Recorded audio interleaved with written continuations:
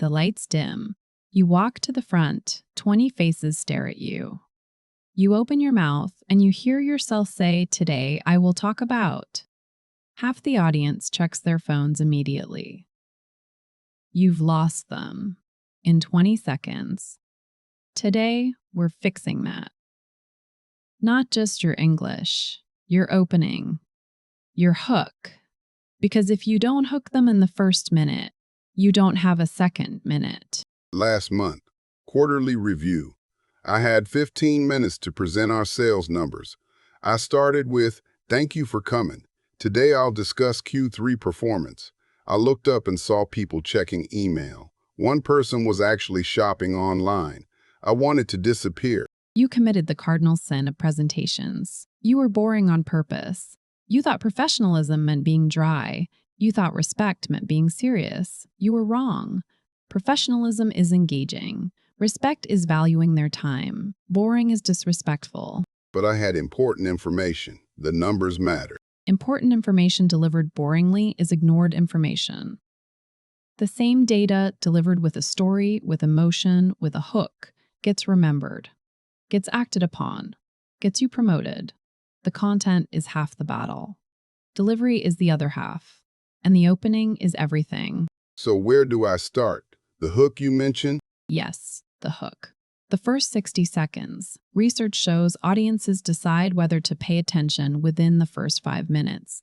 But honestly, it's faster than that. It's 20 seconds. In 20 seconds, they've judged you, categorized you, decided if you're worth listening to or if they can safely tune out. 20 seconds? That's terrifying. It's opportunity. If you know you have 20 seconds, you can prepare exactly for those 20 seconds. You can script them, rehearse them, perfect them. While everyone else wings it, you arrive with a weapon. What kind of weapon? What hooks work? There are 5 proven hooks that work in almost any business presentation. First, the story hook. Start with a personal story. 3 years ago, I almost quit this job because of a mistake I made. Let me tell you what happened. Stories release oxytocin, the empathy hormone. People connect with stories. They remember stories. They trust storytellers. But my life isn't that interesting. You're wrong. You don't need a dramatic life. You need a relatable moment, a mistake, a surprise, a realization. I thought I understood our customers until I spent a day in customer service. That's a story. Simple, human, engaging. Okay, I can find a story. What's the second hook? The shocking statistic. Did you know that 79% of people don't remember a single fact from the last presentation they attended? That's shocking. It's relevant. It creates a problem that your presentation will solve.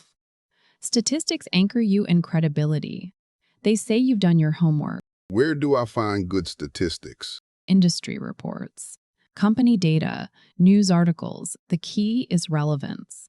Don't just throw out random numbers. Connect a statistic to your message. 80% of our customers leave after the first interaction. Today, I'll show you how to change that. Third hook? The challenging question. What would you do if you had just 5 minutes to change someone's mind? Questions engage the brain. They force participation, even silently. The audience starts thinking of answers. They're now active, not passive. They're with you, not against you. I like that. It makes them think. Fourth hook. The bold statement. Everything we know about customer service is wrong. Bold statements create cognitive dissonance. They challenge assumptions. They make people lean forward and think, is that true? Prove it. You've created curiosity. Curiosity is attention. That feels risky. What if they disagree? Good. Disagreement is engagement. Silence is death. If they disagree, they'll listen to see if you can convince them. If they agree, they'll listen to see if you validate their belief. Either way, they're listening. Fifth hook? The imagine scenario. Imagine this. It's Friday at 5 p.m. You're about to leave. Your phone rings. It's your biggest client. They're angry. What do you say? This pulls them into a story. It creates visualization. They see the scene. They feel the emotion. They're hooked before you even reveal your topic. These all feel so much more engaging than Today I'll Talk About. That's because they are. Today I'll talk about is a death sentence. It's a promise of boredom. It's permission to ignore you. Never, ever start with that phrase again. Never. I promise. But what about the body? I have content to cover. Data. Analysis. How do I make that not boring? The body needs rhythm. Think of your presentation as a song. Verse, chorus, verse, chorus. Information, story, information, story. Information, story. Every 7 to 10 minutes, you need a reset. A joke, a question, a surprising fact, an interactive moment, something to wake up the brain. Every 7 to 10 minutes? That's a lot of resets. Attention spans are short. You're competing with phones, email, and daydreams. You need to earn attention continuously, not just at the start. Plan your resets. Write them in your notes. Insert joke here. Ask question here. Show video here. What kind of resets work? Questions are easiest. Raise your hand if you've experienced this. Even if nobody raises their hand, they're thinking about it. They're engaged. Or try a quick poll. How many of you think this number is higher than 50%? They guess. They're invested in the answer. I can do that. Make them participate. Stories work too. Mid-presentation stories. This reminds me of what happened to a colleague last month. Stories break up data. They provide emotional relief. They make you human. So data, story, rhythm. Exactly. And keep your slides simple. One idea per slide, one image. 3 bullet points maximum. Dense slides kill attention. They make you read instead of present. They compete with you for attention. You lose. I always put everything on slides, in case I forget. That's a crutch. Slides are backup, not script. If you need notes, use note cards or a teleprompter app. But don't make your audience suffer through slide after slide of text. They're there to see you, not read your slides. What about my English? I worry about making mistakes, about not finding words. Mistakes in an engaging presentation are forgiven. Perfect English in a boring presentation is forgotten. Energy beats accuracy. Passion beats perfection. If you're excited, they forgive your grammar. If you're boring, perfect grammar won't save you. So I should focus on energy, not perfection. Yes, and prepare phrases for when you get stuck. Let me rephrase that. That's a great question. Let me think about the best way to answer. I want to make sure I give you the right information here. These buy you time. They sound professional. They don't reveal panic. I can practice those. What about ending? I usually just say, that's all. Any questions? Terrible ending. Any questions is a weak exit.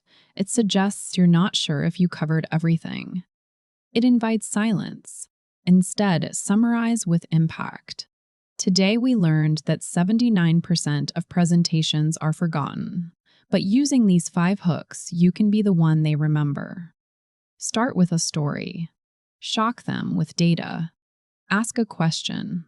Make a bold claim. Make them imagine.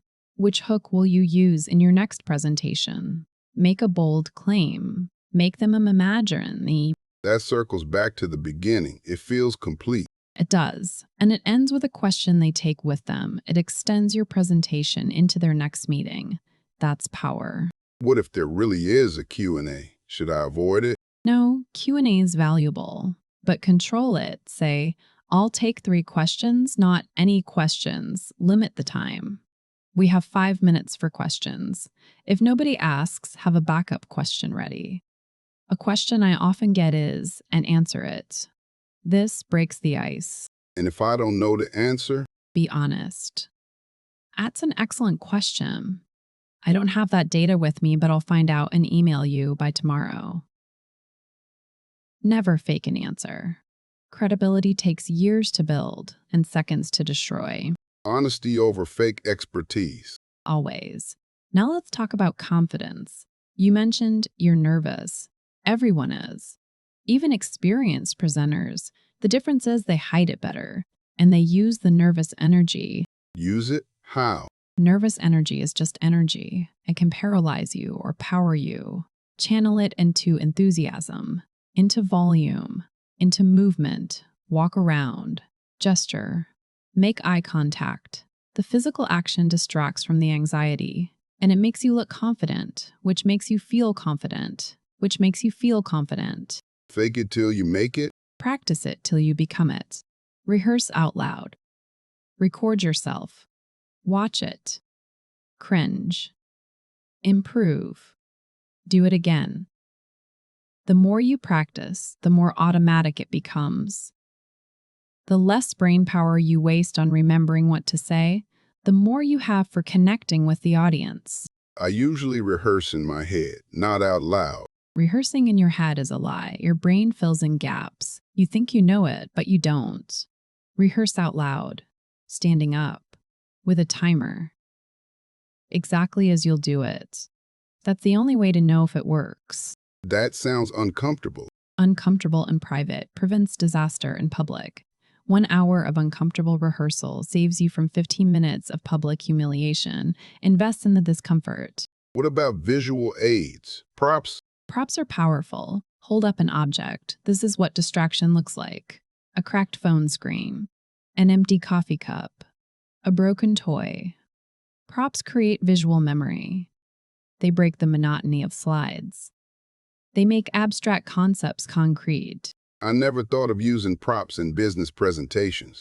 Most people don't. That's why it works. It surprises. It engages. It makes you memorable. This is a lot. Stories, hooks, rhythm resets, simple slides, energy, rehearsal, props. Start with one thing. Fix your opening this week. Next week, add one reset. Build gradually. You don't need to be a perfect presenter tomorrow. You need to be better than last time. Better than last time. I can do that. Yes, you can. And remember, the goal isn't to be perfect. The goal is to be remembered, to be the presentation they talk about in the hallway, the one they email you about later, the one that gets you the promotion, the sale, the respect. Be memorable, not perfect. Exactly. Now go write your hook, pick one of the 5, craft your opening 20 seconds, rehearse it until it's automatic, and next time you present, watch their faces. See them lean in instead of checking out. You got this. I've got this. Yes, you do. See you next time.